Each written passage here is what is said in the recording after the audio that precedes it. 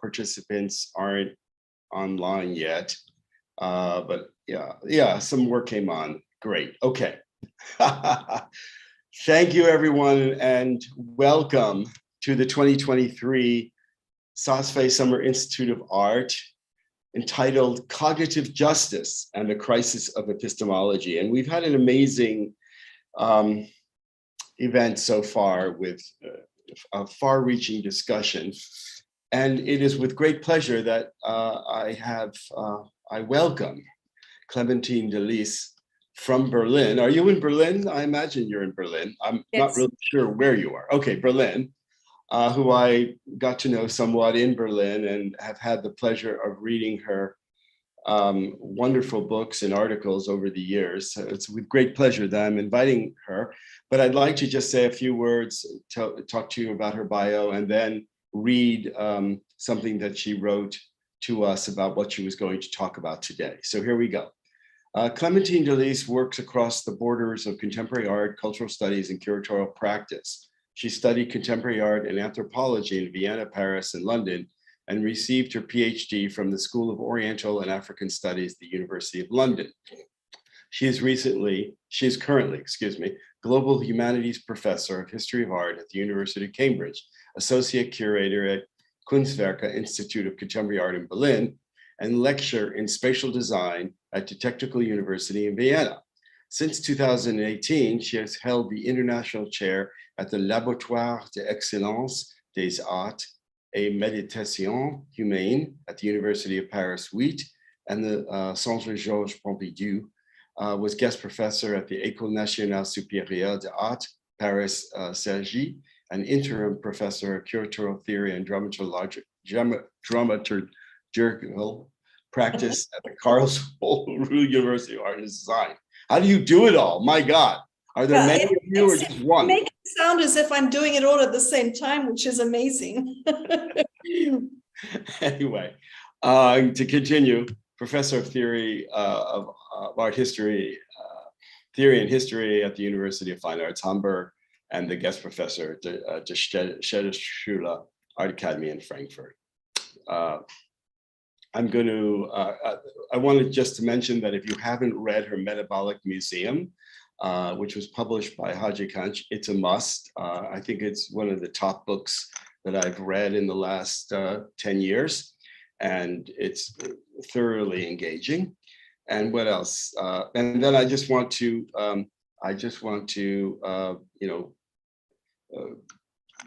read what she wrote to us about what her lecture would focus on. For those of us, of you who are on YouTube and are not part of this, are not part of the school, you would not have received this. So I think I'll read it because it's a great summary.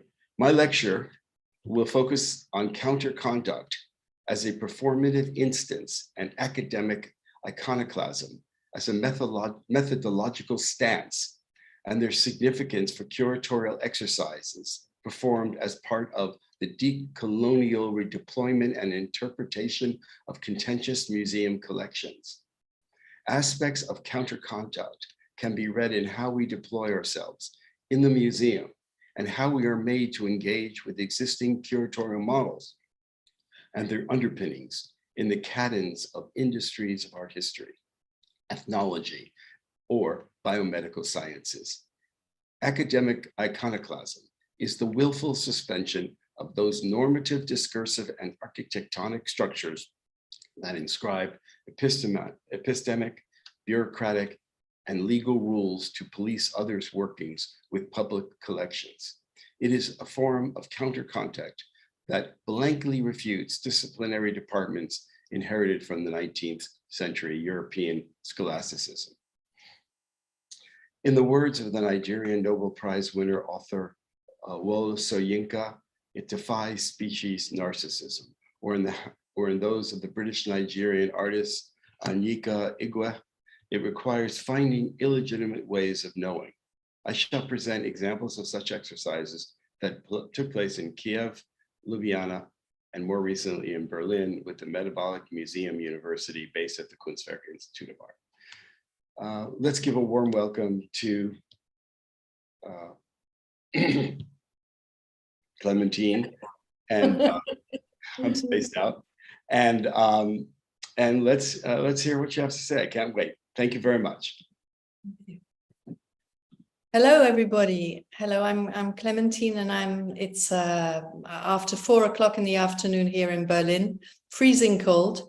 I hope you're all in bed with your laptops, and I hope that we have a really good session. I'm looking forward to your questions.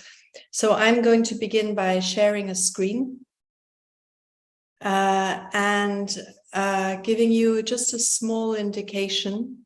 Whoops, when we get to that, of some of the thoughts that I had in responding to Warren's very generous invitation. I'm delighted. I've never been part of the Saas-Fee Summer Institutes of Art, and it's a real pleasure, therefore, for me to do it. I was, of course, hoping that I would come to New York, but I'm very happy doing it from Berlin as well. And in the description of the program of this year's institute, what I noticed was the very intriguing relationship between the episteme and the logos, the theories of knowing and understanding, together with questions of, I guess, expansion, how to expand these different logos, and work around a more decolonial position in relation to disciplines, epistemes, but also those questions, elements, artifacts, conditions, relationships that are then framed by these epistemes. And I would like to say from the start that I'm very aware of the question of stance or position as a curator. I lived and worked through one major paradigmatic shift, which was 1989, which was significant not only for political reasons, the coming down of the Berlin Wall, Tiananmen Square in Beijing, but equally the fact that the axis between North America and Western Europe was shattered.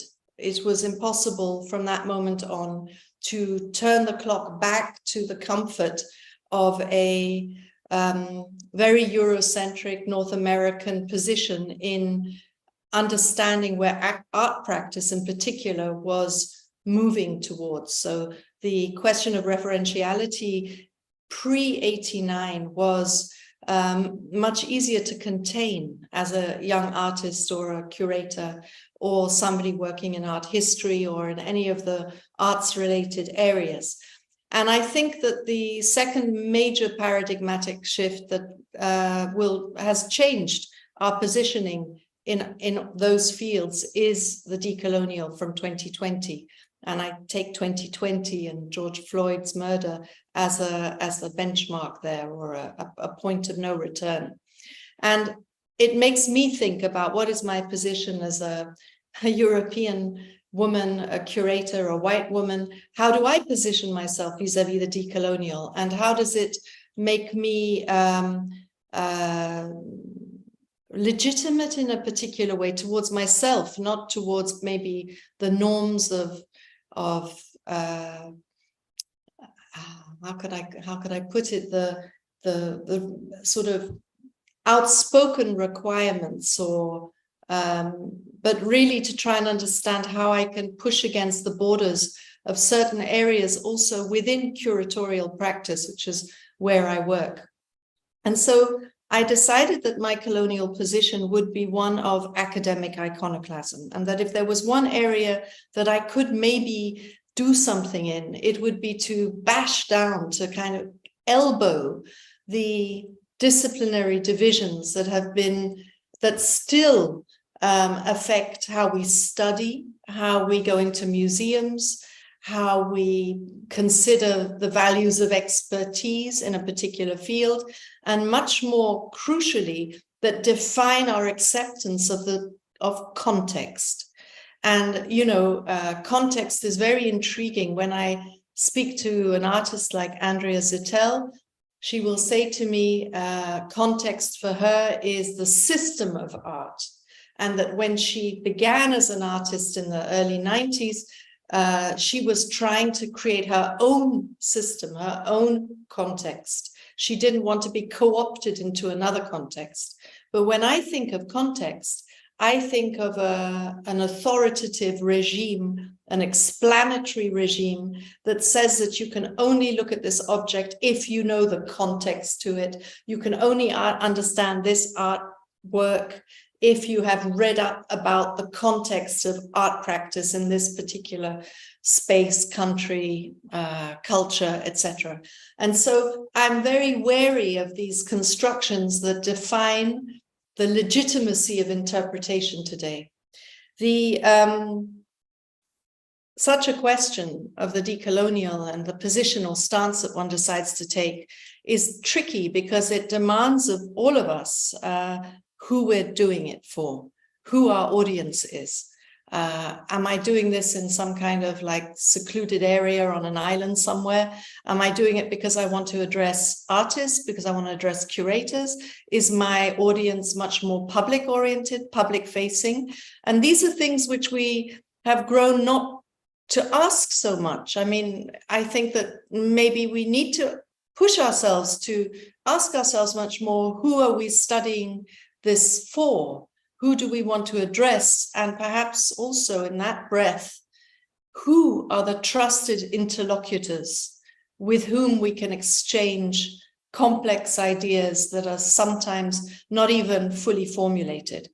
And I've been interested in as a curator who comes from art practice, but who did study anthropology, semantic anthropology in the mid-80s, I've been very interested in the phenomenon of the ethnological museum, which is, again, a logos and an episteme based on ethnicity, on ethnos, because I don't believe they can exist any longer. So I refute totally the existence of the ethnographic museum or the ethnologos in relationship to a museum.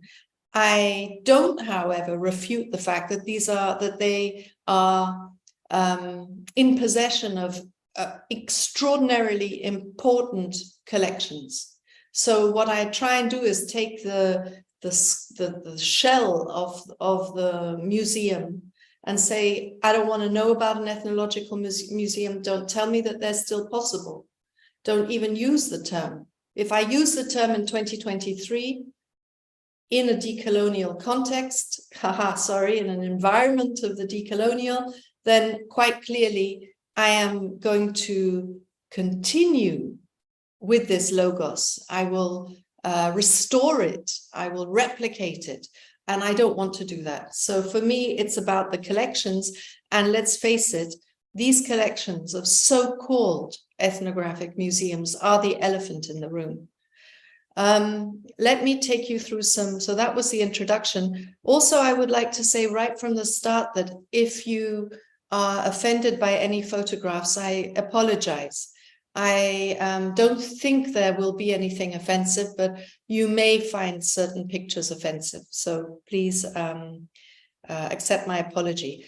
I think the forms of counterconduct, which Warren mentioned earlier, and which I wrote about as an intro, they can be read from different angles. There's, counterconduct, which comes from Michel Foucault's early lectures on security, which he wrote in 1977, and I urge you to have a look at them. And in it, he says that counterconduct is the first instance of critique. And he calls it the art of not being governed quite so much. And it's interesting that counterconduct is, it's not counterculture, right? It's not subculture. It's not subversion. It's this rather intriguing positioning that I would call a performative instance that you can deploy in different situations, or that is deployed by others. And I'll show you in a minute where we can have an example of a negative counterconduct. So just to fill you in, this is a photograph I took of the former German foreign minister, now the president of Germany. He's this guy here with the white hair. And we go in Colombian police helicopters to an area where Kogi communities live, and it's a delegation that has come here. And the first thing they do is to tell the Minister of Justice, the Minister of the Environment, Colombian, and all the other bigwigs that they should consider how far they've traveled, and they should squat and reflect over the journey that they've made. And when they've reflected, they should stand up. And it was this extraordinary moment of inversion of power, an act of counterconduct in this context of, or in this relationship to protocol, that allowed, first of all, the Kogi delegation to feel in control, right? And also on a very basic level, taller than the German and Colombian politicians. So counterconduct is, I guess, something that I first thought about when I was looking at the reactions of museums to the COVID pandemic. And I wondered about counterconduct because I could see how quickly something that I did would be misinterpreted, like taking a mask off or going on public transport and not wearing it, or all these small, or coming too close to somebody. And it made me go back to this text, these lectures by Foucault, where he does talk about pandemics at the time and the way people live the pandemic. Now,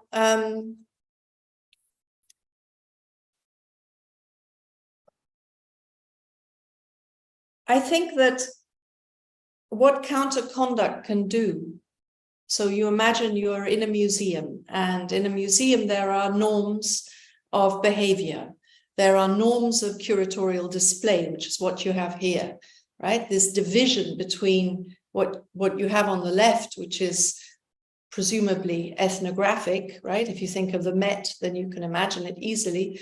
And then on the right, you have whatever it is, 19th century painting leading into primitivism, so-called. So this kind of division is a curatorial division, but it's entrenched in academic disciplinary divisions. And these disciplines of academia are directly related to colonialism, to the development of universities, to the plundering of collections that became the basis for new institutes to be built, institutes of research that required collections, that led in the US to the development of the university gallery, which in many ways is in a kind of a crisis right now, not knowing whether it should face the public or face academia and students. So all these questions are in this kind of ridiculous New Yorker cartoon.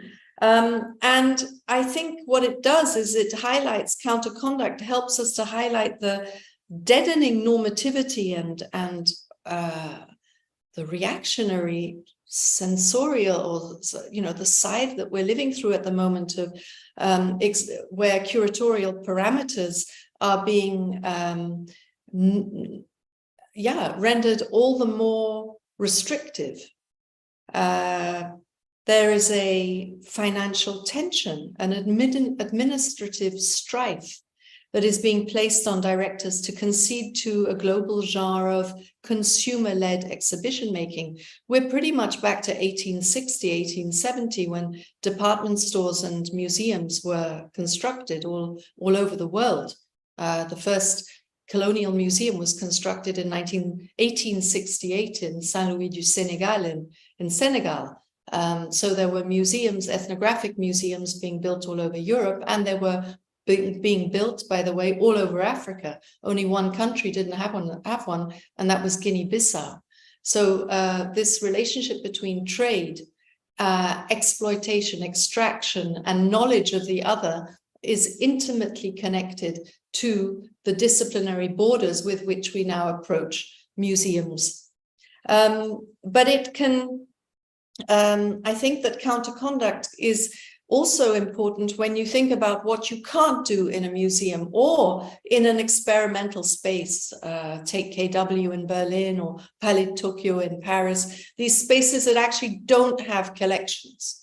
So how does Counterconduct there show its face? Well, it does the moment that you try to shift funding and administration towards something that is not meant to be for the public and highly accessible, but is there to support dialogue between artists and thinkers from different locations and different disciplines.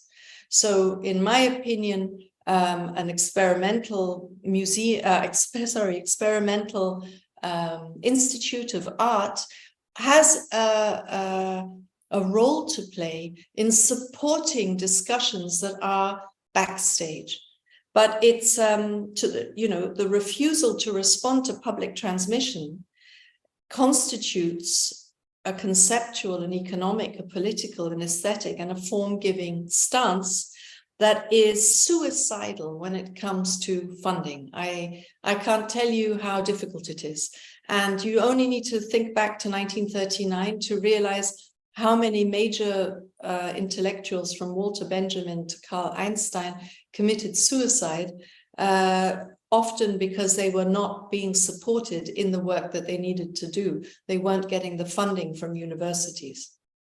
Now, there's a kind of so this is a photograph, by the way, of the steps in this highly problematic state institution for global culture that was built over 10 years and opened, I think, a year and a half ago, 2 years ago. It's called the Humboldt Forum in Berlin. And you have to imagine this kind of scenography. Counterconduct, in many ways, colludes with academic iconoclasm when it tries to break not just the discursive, but also the architectonic structures that police our work and our understanding of art or of collections, like here, right? But it gets worse when you start to look at images like this. So this is the recent photograph I took in the relatively recent in the depot of Southeast Asia. Now we're clear that all these regional denominations also stem from colonialism. To divide the world up into pretty much 4 areas: Southeast Asia, Africa, Oceania, and the Americas. That's the kind of regionalism that I had to deal with when I ran this problematic museum in Frankfurt. And these divisions are not divisions they're not, where do they come from? Let's be clear about this. So when you classify artifacts in a museum according to ethnicity, to function, and to region, you are in the heart of the episteme, the logos, if you like, of classificatory taxonomies that are still present in these museums and are problematic. But what I want to emphasize here is that my interest in breaking through these divisions, breaking through contextual frameworks that stem from such disciplines, is not in any way to create a new exoticism, right? I'm not trying to liberate these objects to allow them, in the rather cheesy way, to let them speak, regardless of what they've been through. That would be appalling. It's just that I don't believe, so it's not a tabula rasa that I'm advocating. It's just that I cannot accept that ethnology is the defining specialism with which we have to, we understand these artifacts. And so what I'm trying to do is open up on many different levels, including architectural questions, in order to search for the components that would lead us to create a new type of venue, in the deeper sense of the term, that would allow a democratic intellect to flourish on the basis of these collections. So just, even just looking at what exists in German so-called ethnographic museums, you're talking about between 5 and 6 million artifacts. So these collections are frankly, they are inexplicable because they contain the design history, architectural history, religious history, engineering histories. I mean, you can just go through every aspect of life of cultures that are not in Europe, of people who live outside of Europe, have been gathered here in these collections. It's as if the bailiffs came into your home, presuming that you don't live in Europe. They come into your home and they say, okay, let's take everything. Let's take your altar of worship. Let's take your bedclothes. Let's take your bed. Let's take everything, every utensil you use for cooking. Let's even take away the lintel of your building over your, in your roof, because that way, if we bring it back to Europe and display it, not only are we doing a kind of citizens' education but we're kind of showing German people, for example, how the other lives, but we're also enabling greater knowledge for the purpose of extraction. So for the colonial administrators, for those who are working in the field, so to speak, in the colonies, these objects allow you to understand the way people live. So these bailiffs are basically the underpinnings of these collections. If a young person today who happens to be half Vietnamese, half Nigerian, who has been brought up in New York, wants to investigate design, where do they go? Oh, they could go online. Okay, that's fine. But really, this is a blatant misdemeanor that is going on with these collections, and there is really no excuse about it. And the fact that we focus these days so excessively on the restitution of iconic works to the detriment of these ecological live wires, and not just ecological, but live wires full stop, is, I think, reason for every form of counterconduct in the museum. Boom, there you go. Let me show you a form of counterconduct on the other side. In other words, when the museum starts to do things that I believe are highly controversial, such as feeding into a CT scanner the most valued ritual objects. This photograph is appalling. Yeah, it is for a whole number of reasons that we could spend a lot of time analyzing. You have to look at the language in particular. If you look at the bottom of the page, you'll see example of internal secret compartment. If you look higher up, you can see the methodology is comparable to that of the field of forensics, where post-mortem CT vertopsies are increasingly conducted before standard autopsies.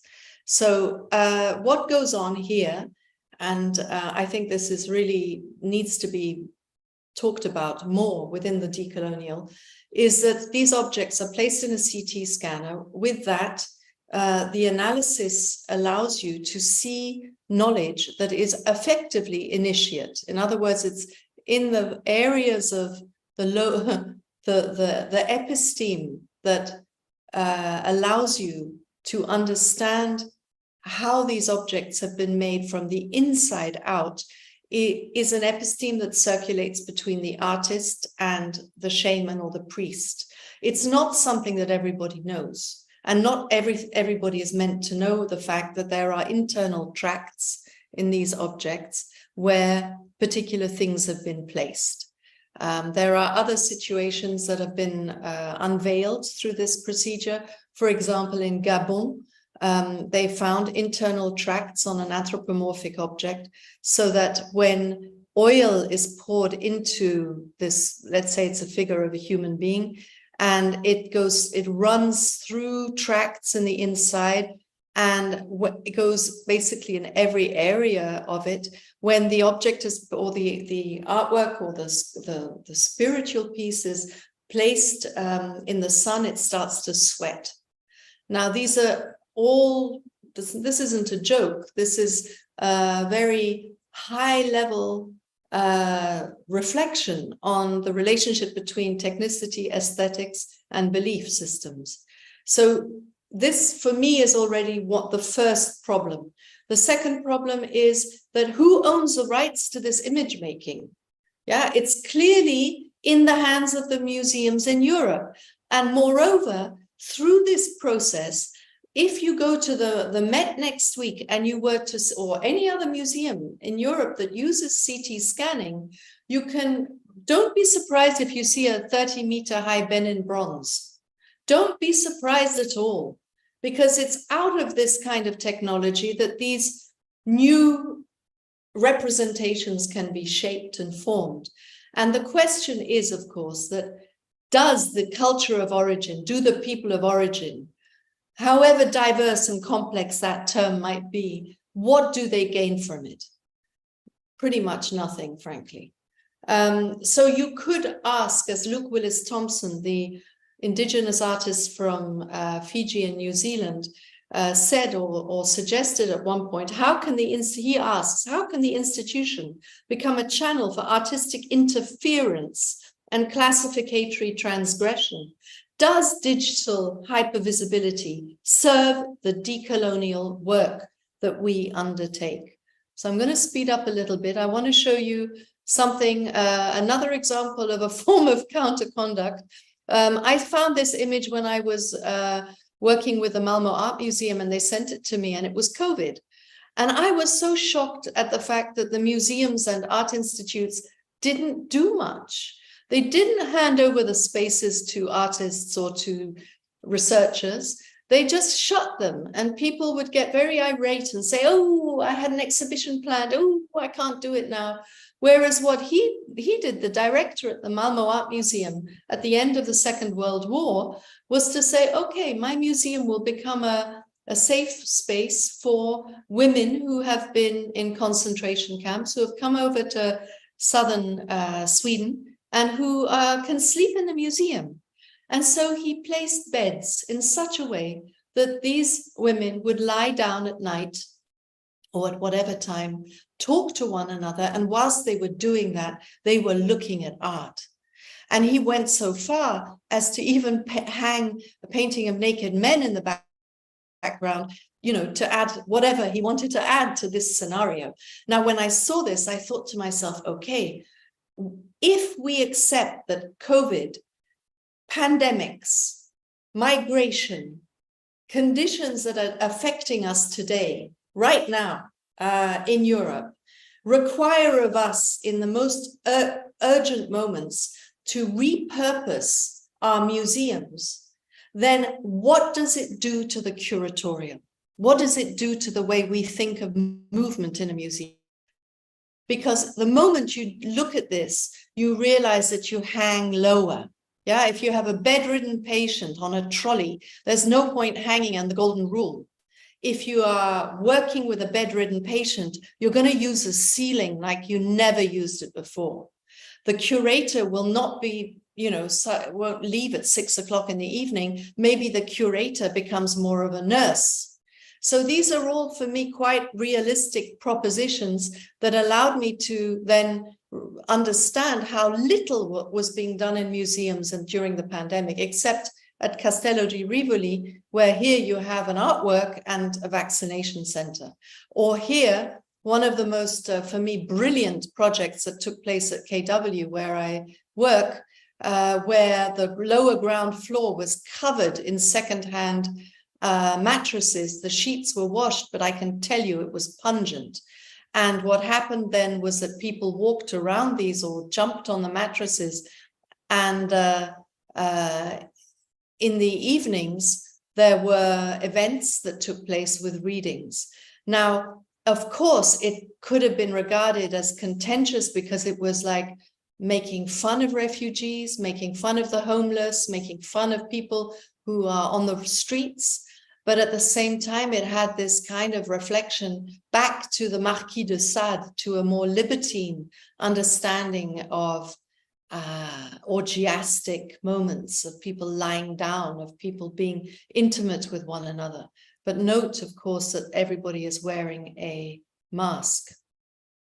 Now, I don't want to go into all the details of the Ethnographic Museum because I'd like to show you other stuff. But as Warren said, the book came out. It's been translated rather incongruously into Russian. It was launched 2 months before the war, and in Spanish. It just came out with Caniche in Madrid. Also, you might want to look at these books, which are in English. There's both issues in German and in English. They give you the full lowdown of how I tried to create a post-ethnographic museum. What I'd like to show you is what happened after I was dismissed, unfairly dismissed, for doing what I did in the Ethnographic Museum. And I had to take the city of Frankfurt to court for unfair dismissal, and I won the court case. But I was, it's heavy. It still continues to be a burden on my shoulders. And yet immediately I thought, okay, I'm going to do some tests and figure out what a museum university might look at. And by that, I mean, not a university gallery in the sense of the States, but where the civic institution that is the museum is confronted with an audience from whom no exam is necessary. To get into a museum, you do not need to show proof of education. You can be illiterate. You can come from any part of the world. You can be a professor. You cannot have your final exams from school. It is not asked of you, whereas in a university, to teach or to study, you need those documents, and the same applies to any art school today. So there's something practically like a loophole with the museum that is not being exploited in quite the way it could be exploited. So I went to Kiev. I don't know if this museum is still standing. I get conflicting information.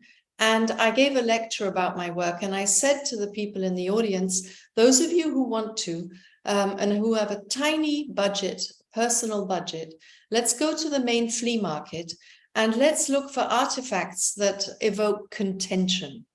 So we went there, and the market at the time was remarkable. And we came back to the museum. We found these old bentwood chairs and tables in the cellar. This is the Museum of the History of Ukraine. And we did one seminar where we just looked at what we had brought back. And then the next day we set up these tables in the entrance of the museum. So you go to the kiosk, you pay your ticket, and then you're suddenly in front of this seminar. And the seminar takes place in the museum. Now, this is really a type of counterconduct because, as you know, you're not encouraged. There are no tables, big tables to work on or at in a museum. There are no chairs. Usually a bench is near the toilets or the bathrooms or the cloakrooms. It's very rarely placed in front of a work. And when I asked a museum curator why, I was told because otherwise it makes the work into a masterpiece, and we don't want that to happen. But it's also because you want a flow of consumerist visitors. You don't want people to spend hours taking out their laptop and working in a museum. And yet the museum is heated. It has lighting. It has works of art all around it. It has the potential for visual thinking. So this is what I've been working on in the last 7 years with students. So here the students took over, and we were invited to, first they developed furniture so that you could span the hang. So punters here come into a museum. The hang is so normative today that you know there's going to be space between paintings. They sit down, there's a mini projector provided with a chair, the Metabolic chair, and they can beam their own images, their own whatever they want between the hang. So they span it. And in doing this, you give them the opportunity to auto-curate, but equally, you know at the back of your mind that they are watching everything, that our eyes are not able to cut out the paintings on the left and the right. And so this dialogical process, which is so important today and so essential to breaking the disciplinary boundaries, is actually controlled by the visitor. And then we took over, we squatted the museums and the exhibitions in Ljubljana. Exhibitions, you know, they're 3-month cycle, totally unsustainable today. You open an exhibition, it's dead the moment you leave it, right? I mean, it's just the same thing. So why not do ultra-temporary contingent exhibitions inside these existing curated spaces? And that's really what I'm doing all the time now. And just to show you a little bit of the Metabolic Museum University, which then went to KW. I'm going to stop in 8 minutes or 10 minutes.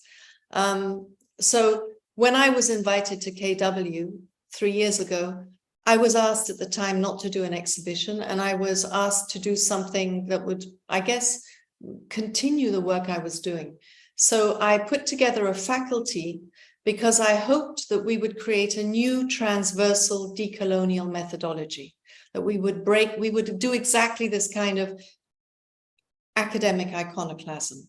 And what I wanted to do was work with collections that are in Berlin, not the major museum collections, certainly not the masterpieces, secondary stuff, dormant university collections that have lost their function, that are superseded by research.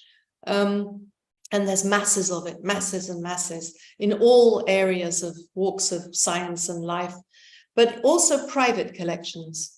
And so here what you see is our very first meeting where we managed it this time. We squat the space of an exhibition in KW, the exhibition of the artist Hassan Sharif. We lay very basic trestle table, and Matt Mullican brings his glass slides. Bless, the designers, bring objects. Christabel Stewart from Canada, indigenous artist from Canada, she brings a strange and rather perverse carving, which you can't see here. Iman Issa, it's the composer Augustin Morse, and we look at this constellation and we try to work with it. Then I start to visit different collections and try out online to create assemblages that deal with contention, or what I regard as contentious. This is something I think that we have to face. If you take ethnographic collections, it's swarming with contentious material. Take colonial photography.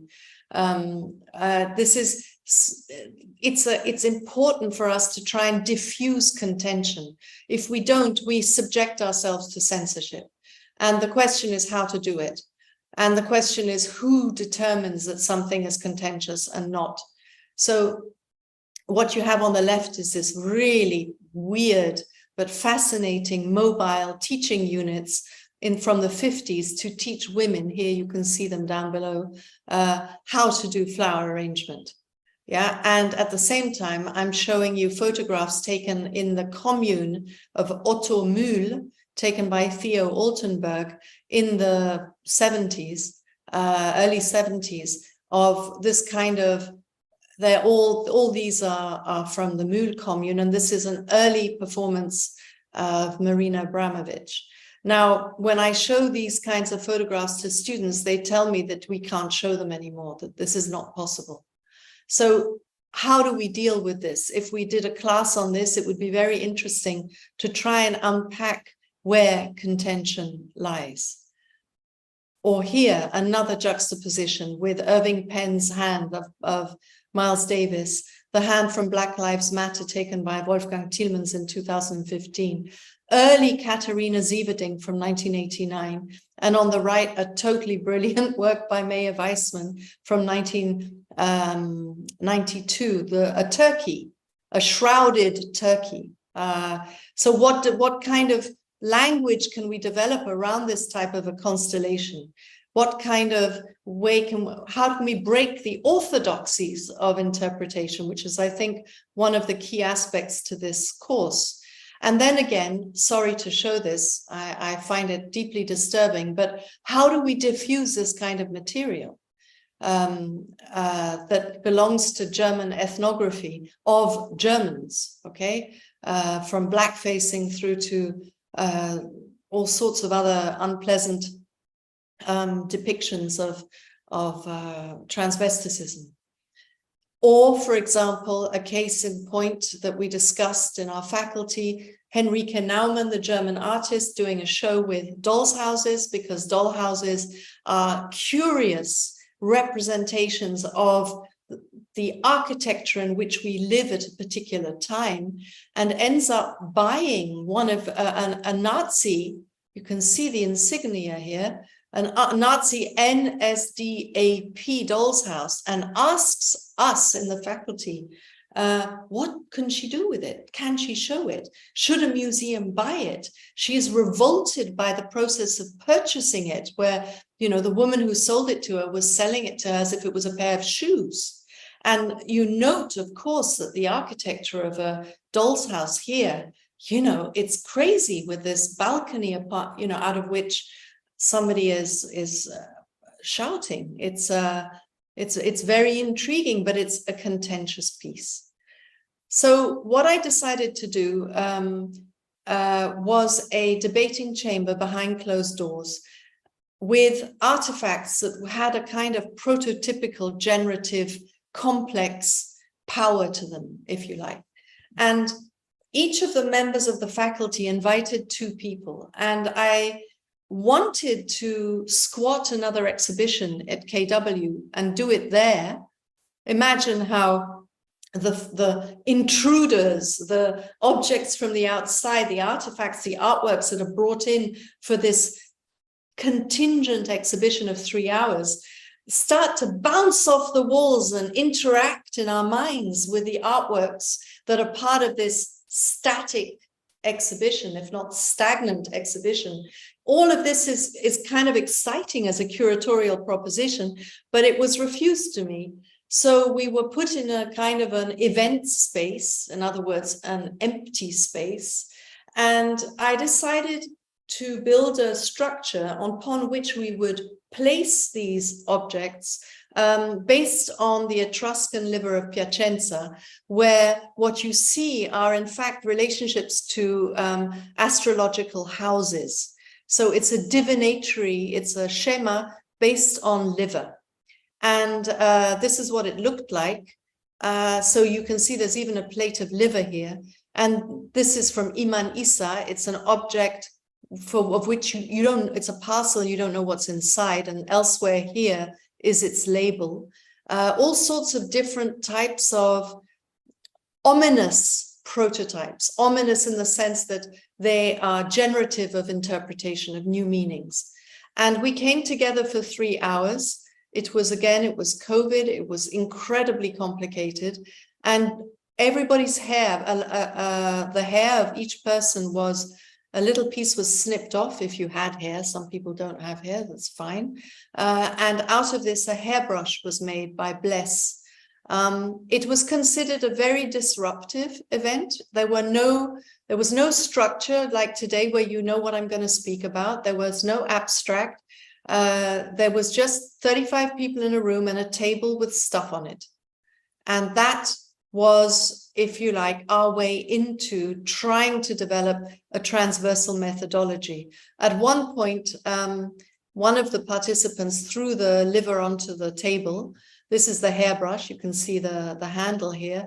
And it was not welcomed by the institution, even though if you want to, some of you may have had the chance to look at the films, you can really get a sense of the difficulties that we have today to work with no script, effectively, you know, to just look at things for longer in unusual constellations and try with our combined competence from different fields and cultures to work out a narrative that does not fall back on context.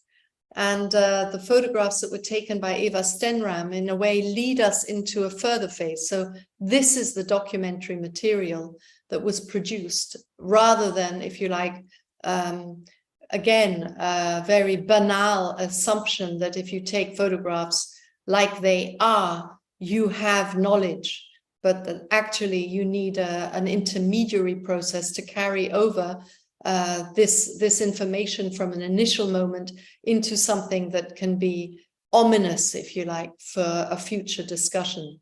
And the proceedings were published. They only work from hand to hand, but they'll come out soon in the new book. Which leads me now to the very end, where I just wanted to briefly show you a website that that isn't yet launched, for the Metabolic Museum University, which I hope to use to continue work with collections.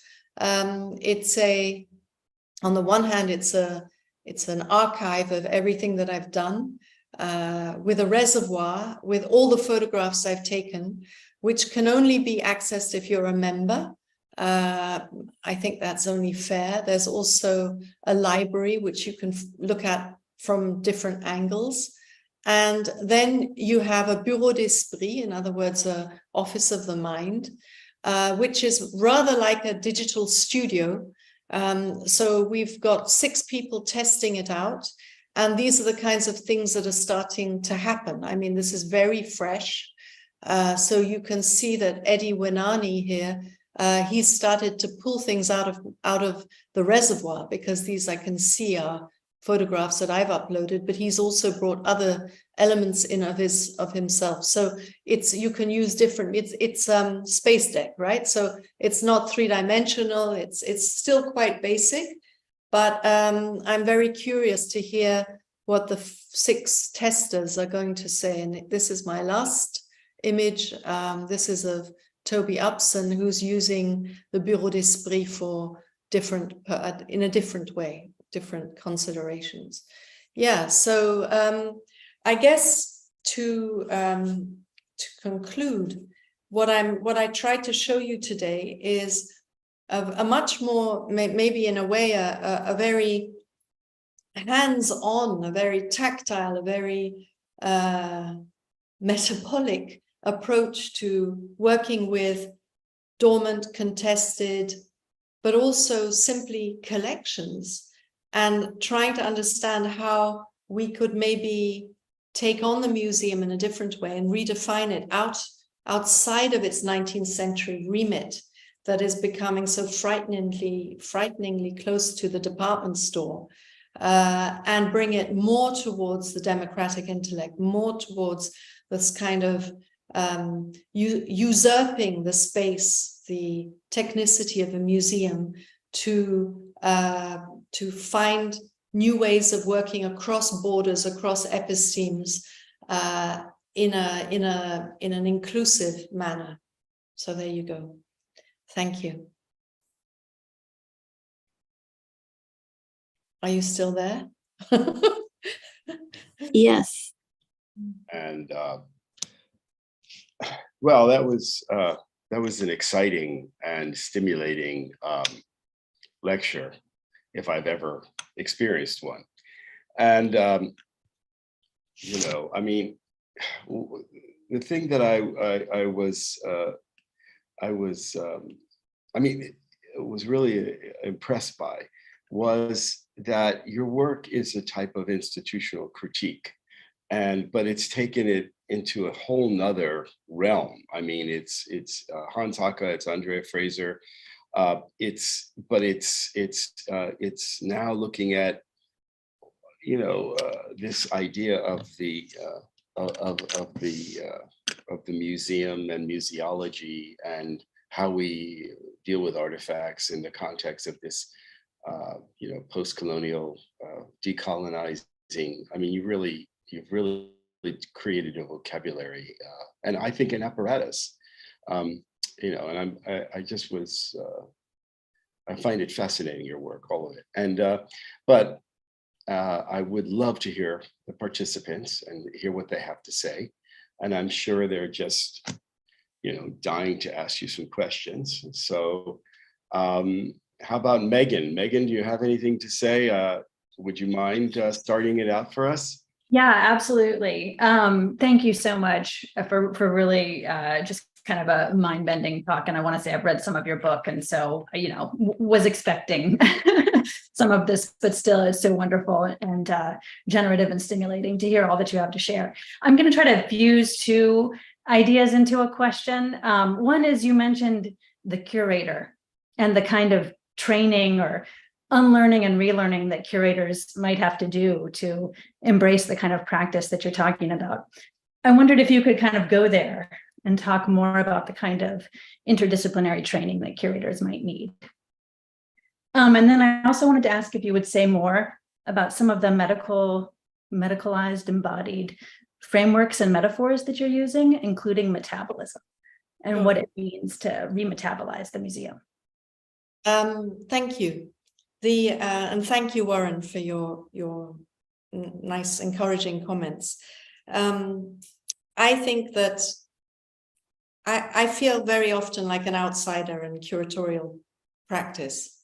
I search for trusted interlocutors in curating, but I feel also that curatorial education, which is 30 years old, 31 years old, has failed abysmally to run in tandem with artistic practice, that it's been strangely far too focused on exhibition making. So when you speak to curators, generally speaking, the majority of what they think they're doing is either an event or an exhibition. And I think that there has been a distancing, including a polemic between artists and curators. The curator who tries to be like an artist, or the artist who tries to be like a curator. We've heard about that polemic. That's 10 years or if not more old. But the fact of the matter is that the conservatism of curatorial practice today, it doesn't come from nowhere. It comes from curatorial education. And so I'll give you an example. I'm doing a show now. It's taken me over 1.5 years to understand what it is I'm actually going to do as a curator. I'm working with artists. It's called Skin in the Game. And it's about the moment of risk when an artist decides that to throw it all in. They make a work, they have an experience, and they commit to it.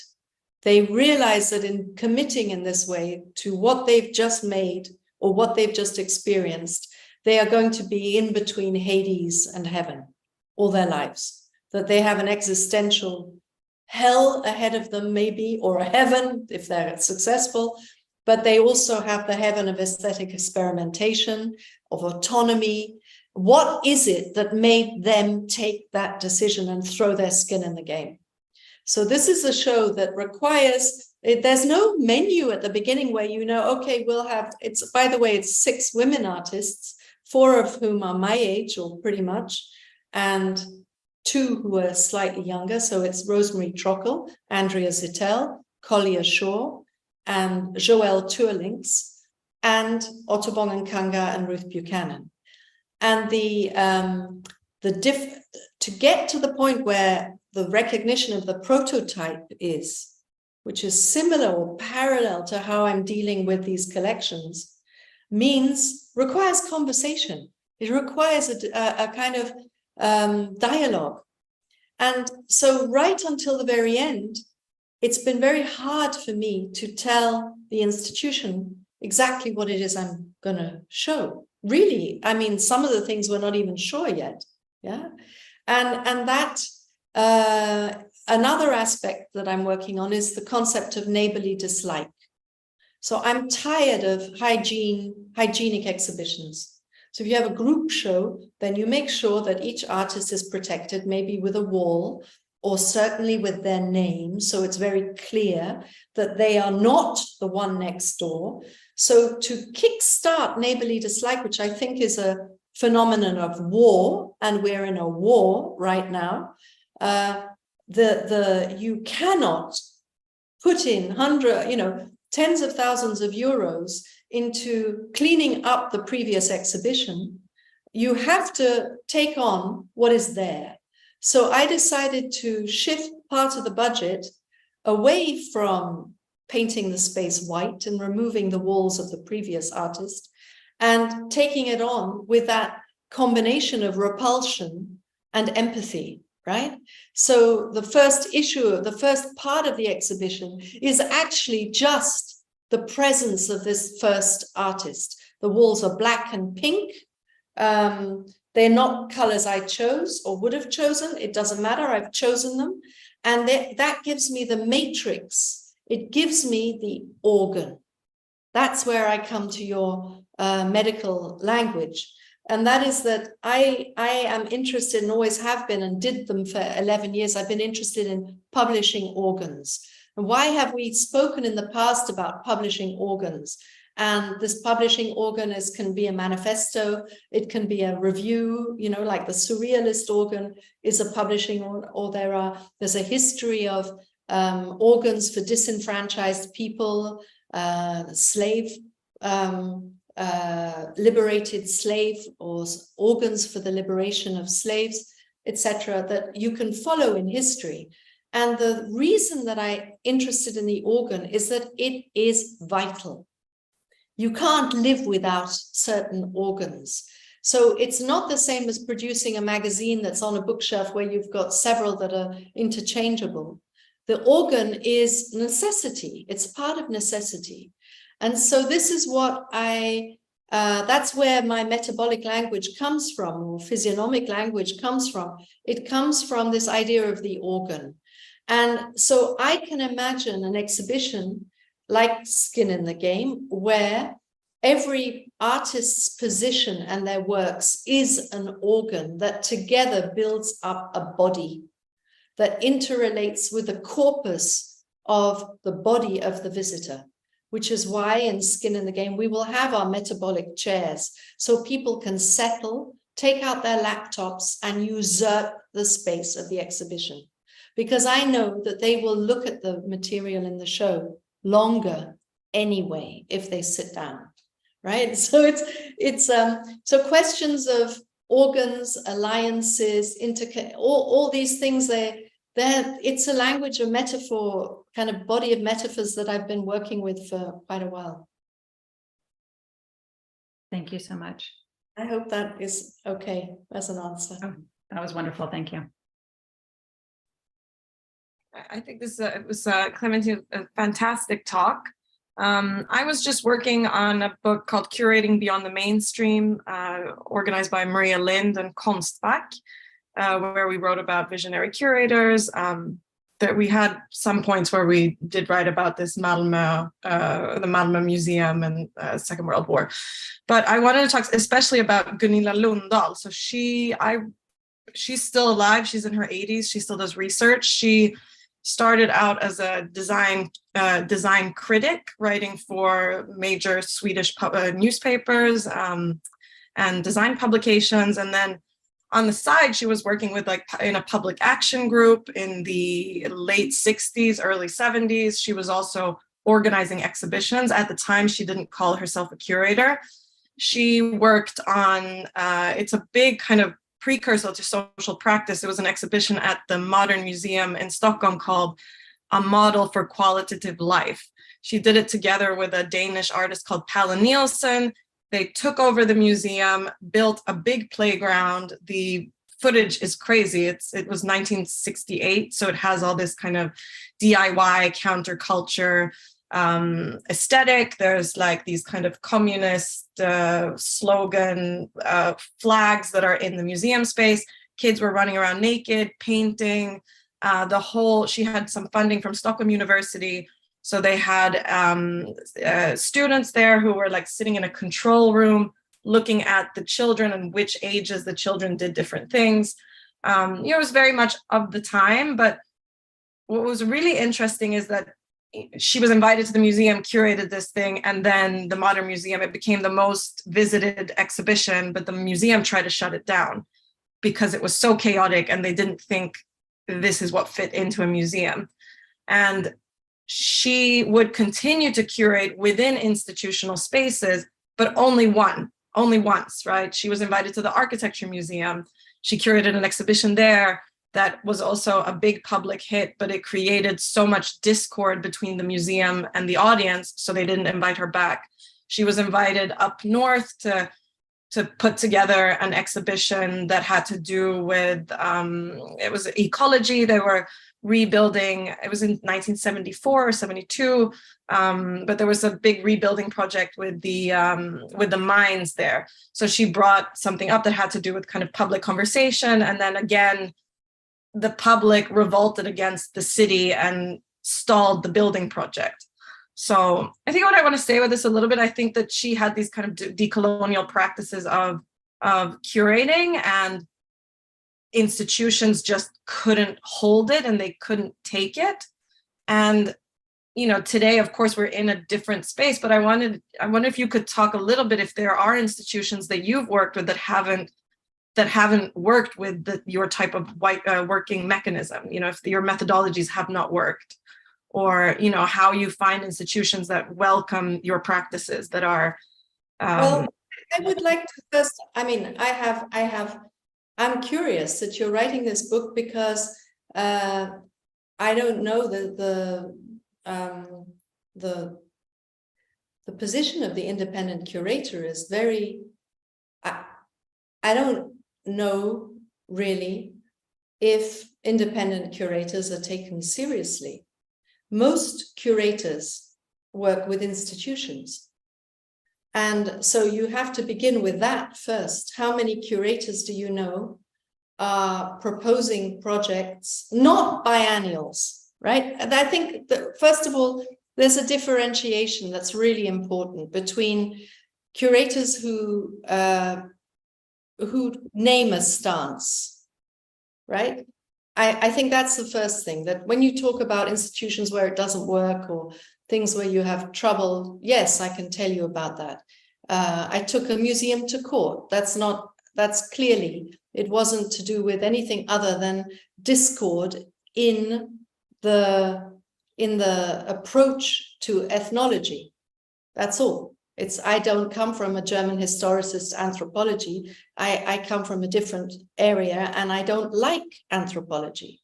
So I knew I was working with a collection, and I was disengaging that aspect from the control of anthropologists. I don't accept it, right?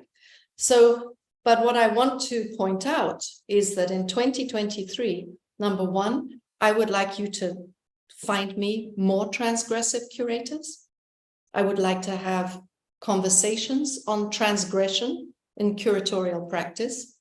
I would like to know how many independent curators have a stance which they can name. I know that I have a stance that I prefer to work with artists prior to production. And therefore, when I work with an institution, I'm much more interested in doing backstage work with artists than doing public-facing material. I don't want to be controlled by a marketing department.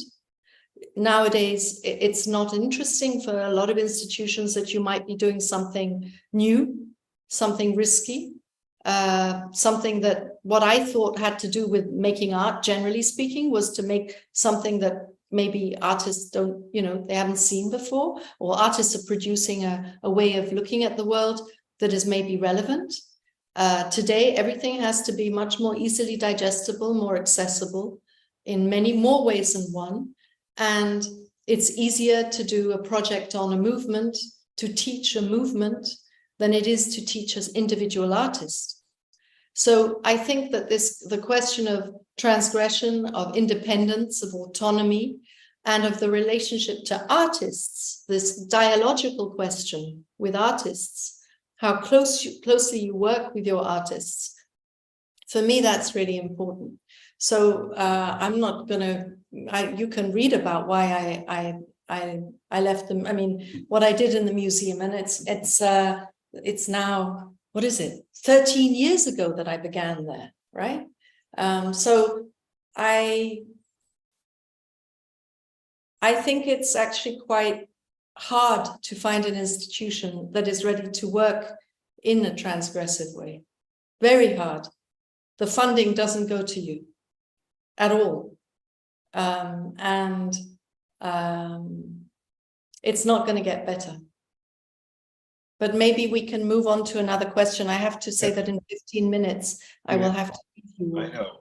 I just was just going to pop in here. We have a question from Cozy. Cozy, can you come on and ask a question, please? Absolutely. Thank you so much for the presentation, first and foremost. So much interesting work.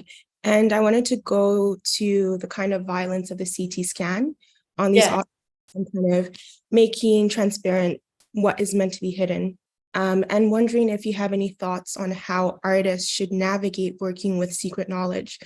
And as context, I've been working with these botanical catalogs from British botanists from 1794 that describe a process of creating a poison made out of cassava that was a form of knowledge that was first produced by the Tainos and then shared with enslaved Africans. But it's a secret knowledge that is kind of included as a warning in this botanical catalog, but I'm kind of using as a recipe, but it's secret knowledge that I'm trying to bring into a gallery setting. And so wondering how to navigate the fact that it wasn't meant to be even noticed and kind of cataloged in that way. And yet that's how I was able to access it. May I ask, Kosi, you're an artist, right? Yeah. So do you think you will have a problem in that if you display I'm just asking, if you display the recipe, that it could lead to somebody trying to make it with cassava and poisoning themselves? No, part of it is just, I gave a presentation about this particular project and someone asked me, how do you make sure that you are still treating that recipe with the kind of secrecy and kind of protection that it merits? Because it was a knowledge that was used for resistance, right? But it was meant to be concealed. And so now you're bringing it into gallery settings and showing it to everyone. Well, this is clearly, I mean, this is why you're doing it. Why you want to do it is that it's incredibly challenging to play with this question of visibility and I don't want to use words like knowledge transfer, they're horrible managerial words. I'll give you an example. The Mexican artist Minerva Cuevas, she came to the museum in Frankfurt and she was an artist in residence and she was looking for different things in the collection. And she came across a strange object shaped a bit like a phallus, but also like a bat. And when she looked on the inventory card, don't ask me where it came from, probably from Mexico, but I can't remember now. It said that this object should never be displayed, that the only reason that this anthropologist had been able to remove it was under the condition that it would remain invisible. So she took it and she placed a piece of cloth on top of it and she put the inventory card. Whatever, I mean, it's bizarre because you mystify when you do that. But I think it's a really important question. It's a part of that whole bramble that we're facing where, you know, we don't know whether we should show colonial photography. We don't know if it's better not to show it. If we don't show it, then never gets seen. I think all these, maybe one way of going around it is through critical fabulation. Yeah. You know, through the Saidiya Hartman, Christina Sharp process of finding, or if you like, creating a travesty of the recipe, changing it somehow, finding a way to camouflage it. To protect it effectively. The thing is that, are you protecting an audience now from mixing it, or are you protecting the original knowledge base? It's tricky. It's a bit like a drug. I mean, do you give the recipe of a drug? Or yeah, it's hard. I would want to know more about the botanist and yeah, it's fascinating. It sounds great. Thank you. I can put you, if you don't mind, I can put you guys together and you can further discuss it over email. Sure. You know, but we do have another question that I'd like to get to, if you don't mind, and that would be with Sophie. Sophie, are you still interested in asking a question? Yeah, absolutely. It's actually kind of related to Kosi's question. But thank you so much. This was incredibly illuminating and fascinating. And I was also really sort of taken by this sort of the CT scan and what you were sort of saying about how digital hypervisibility in the context of the museological can I guess it does not necessarily support a decolonial agenda in I'm sure many instances it's actually doing the opposite. And I would just love to hear more about that, and if you have any other sort of thoughts on sort of the intersection of digitizing or digital hypervisibility in relation to objects and artworks. And I guess I was also then sort of curious about, are there instances in which restoration or preserving works is actually doing a disservice and is a kind of violence similar to the violence of that CT scanner example? Yeah. Wow, thank you. Let's begin with conservation. I mean, I have to regard conservation as ideological. And if we just look at the works in these so-called ethnographic or anthropological museums, then you see immediately that they were collected in duplicates. The reasons are fairly basic. Different museums all wanted to be encyclopedic, and not everybody could go all over the world and pick up their own objects. So one person from one museum would go and grab 50 bridal headdresses or 50 drums and bring them back, and then start swapping with the other museums so that they would give them something from another part of the world. Got it? That's how you would create your encyclopedia. But and remembering always that the point of these museums was to represent the way other people live. Every single aspect. That's why I bring in this. It hit me one day that this is like bailiffs walking in to your home and removing the contents under some spurious scientific, reasoning. And maybe a little bit of money, or maybe not, maybe threats, yeah, or maybe exchanging your t-shirt or something like that. You just don't know. We don't know about these exchanges. And that's, I guess, where provenance study tries to restore this history. But you must never forget that provenance study can be falsified, right? It's not, it doesn't mean it's right. So anyhow, I think that these duplicates require release. In other words, that if you have many versions, because they're not mass produced, so many versions of one particular artifact, there's every reason that one, if not two, of 50 should be released from conservation and brought into a research environment today, where they're maybe placed next to something totally different, or the same kind of genre of a fish trap, but from a different part of the world, for example. So I think there's an onus on museums today to liberate from the constraints of conservation this particular type of work. The second thing to do with the CT scanning and it's described in these articles, which I'm happily send you these articles. Afterwards, I'll send them to Warren. Scientific articles by a particular person called Philippe Charlier, where he makes an argument for the CT scanning. It's done on the basis of conservation, you're right. It's very positivist. It's in order for better care to be taken of the objects. You need to know how they are constituted inside. But at the same time, he describes the process as an inner voyage. He's like doing a kind of Conradian voyage into the center of mystery.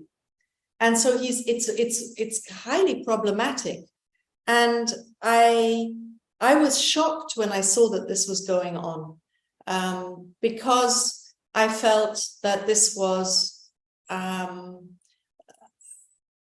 not negotiated with anybody, that it's happening under false pretenses, because it's extremely exciting to do it.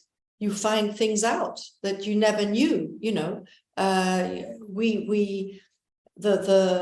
The racism that has surrounded the interpretation of these works from other cultures is so deeply entrenched that you can't help rereading it in this physiognomic kind of approach with the CT scanner, and that photograph in particular brings the point home. So when we talk today about restitution, we are kidding ourselves by not opening the Pandora's box up a bit wider. In other words, talking about CT scanning, talking about lack of access to the rest of the material. I mean, 23 bronzes go back, you know, 150 bronzes go back to Benin City. All of this is fine and it's important, but it's to do with nation state building. It's to do with parapolitical discussions within Europe, right? It's all a kind of a proxy. And the real question is, why are we allowing this material to remain inaccessible? Why? And so it becomes the good side to dealing with this convoluted material, if there can be a good side in a non-redemptive context situation, is the fact that it drives home as far and it turns the screws on the question of disciplinary boundaries and where they come from, right? So that's what I mean also by academic iconoclasm. There is no way you can tell me that these artifacts can remain in the arms of an ethnographic museum, not in 2023, not in a decolonial moment.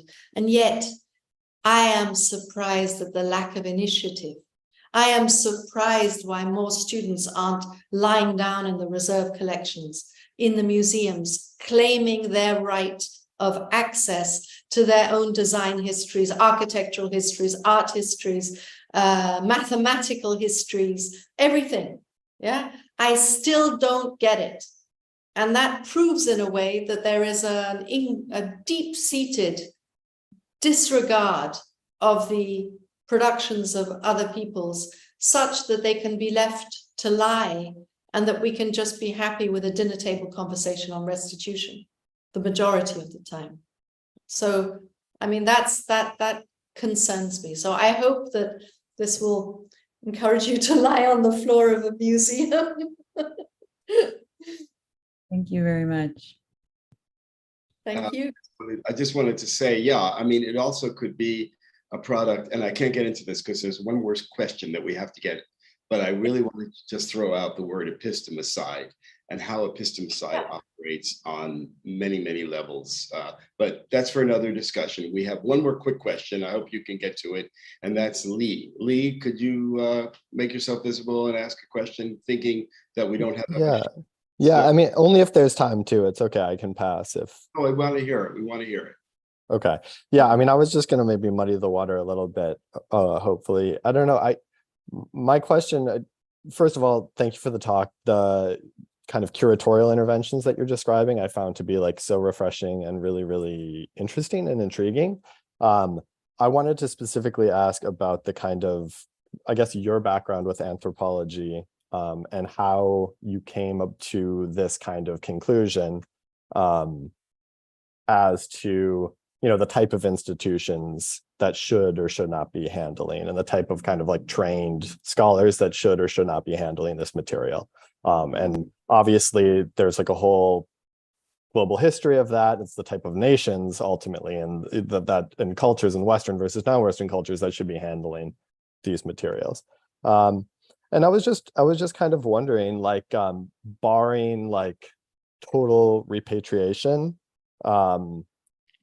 what, in your opinion, and forgive me if some of this, I haven't read your book, but if some of it I'm sure is unpacked there, what, if not anthropologists, who, like, if these collections are going to be reckoned with, Is it contemporary artists? Is it contemporary artists from the nations of origins of those objects, from the indigenous groups descendant from the originators of those objects?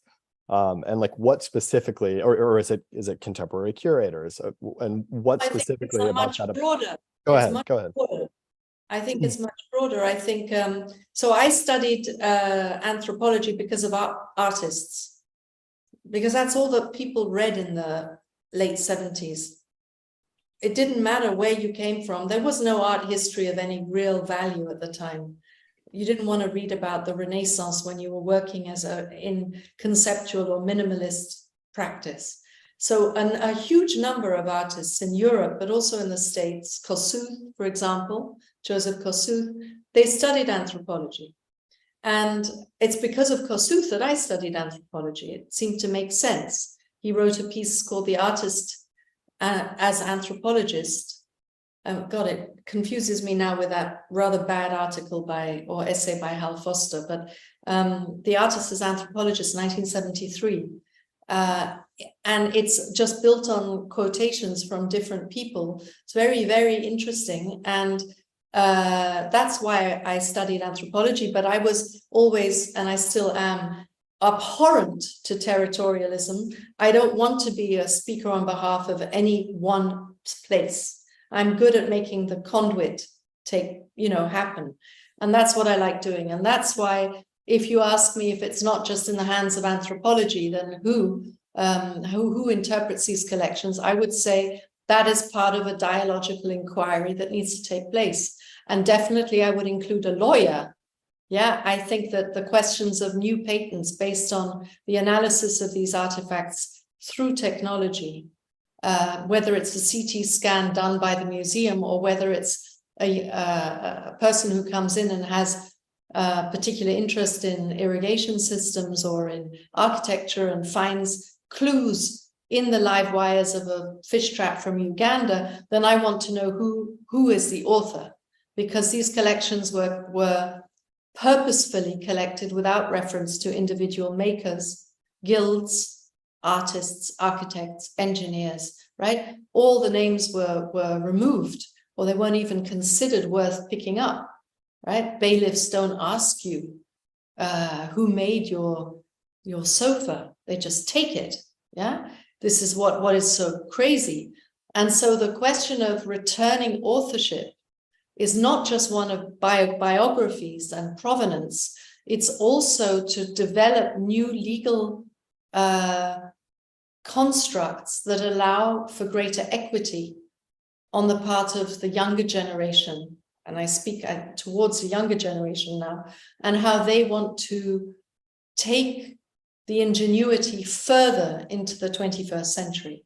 And it's clear that if you look at the environmental problems that we're facing today, that some of the objects of survival that are in these collections could prove to be incredibly useful. And I'm not saying that we become a kind of neo-traditional crafts community. That's not what I'm getting at all. Sure, it's possible too, but I'm looking much more at the interface between highly advanced technologies that are available through the web and through the digital all over the world, pretty much, if there is access possible. That's another economic question. But nevertheless, the epistemes that are needed today have to be worked out across disciplines and across constructions of juridical constructions. And so anything that breaks this down into identity politics or into questions that are reflective of earlier anthropological categories is for me problematic. And that's why I spoke at so much length about context, the danger of context being regarded as a really useful term when ultimately it's just entrenching the legitimacy of oh, I have to go now. The doorbell has rung. Okay. I'm sorry, guys. It was wonderful. Thank you. Thank you so much for allowing me to speak to you. But I'm going to have to open the door. I'm sorry. Bye. Bye-bye. Bye. Thanks.